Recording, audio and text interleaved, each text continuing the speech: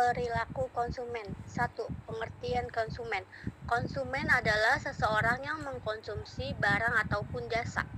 2. Pengertian perilaku konsumen.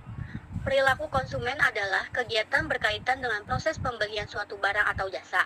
Konsumen memikirkan terlebih dahulu barang yang akan dibeli mulai dari harga, kualitas, fungsi, kegunaan barang, dan lain-lain. B. Jenis-jenis perilaku konsumen dibagi menjadi dua. Yang pertama, konsumen rasional.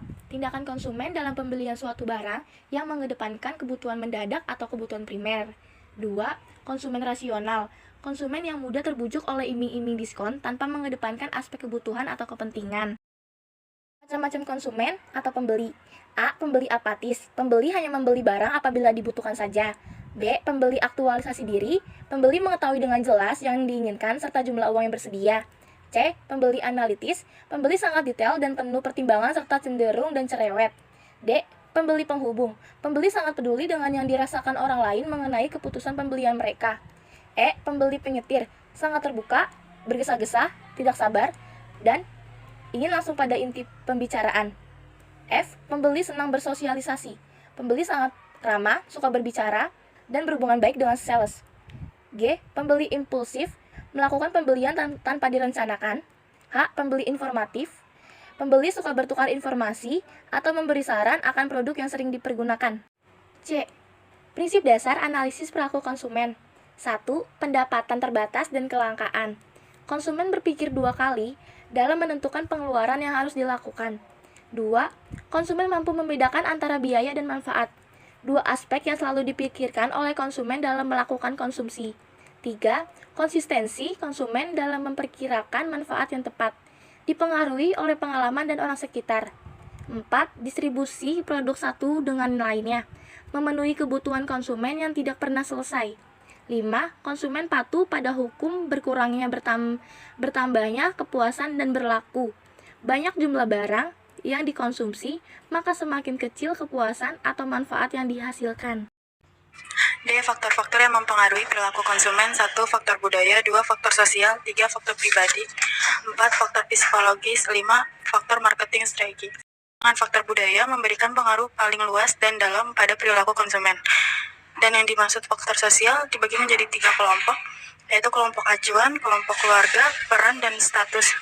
Yang ketiga ada faktor pribadi, dibagi menjadi 4 kelompok, yaitu usia dan siklus hidup keluarga, pekerjaan dan lingkungan ekonomi, gaya hidup, dan kepribadian.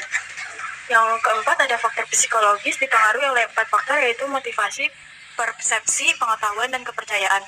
Yang kelima ada faktor marketing strategi, variabel dalam marketing strategi, barang, harga, periklanan, distribusi yang mendorong konsumen dalam proses pengambilan keputusan. E. Pendekatan mengenali perilaku konsumen. 1. Pendekatan nilai guna kardinal. Suatu daya guna atau nilai guna yang bisa diukur dengan satuan uang atau utilitas. Nilai guna tersebut memiliki tingkatan yang sesuai dengan subjek yang menilainya.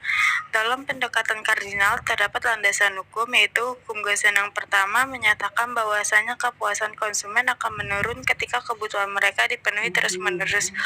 Hukum Gaussian kedua menyatakan bahwasanya seorang konsumen akan terus-menerus memenuhi kebutuhannya sampai mencapai intensitas yang sama.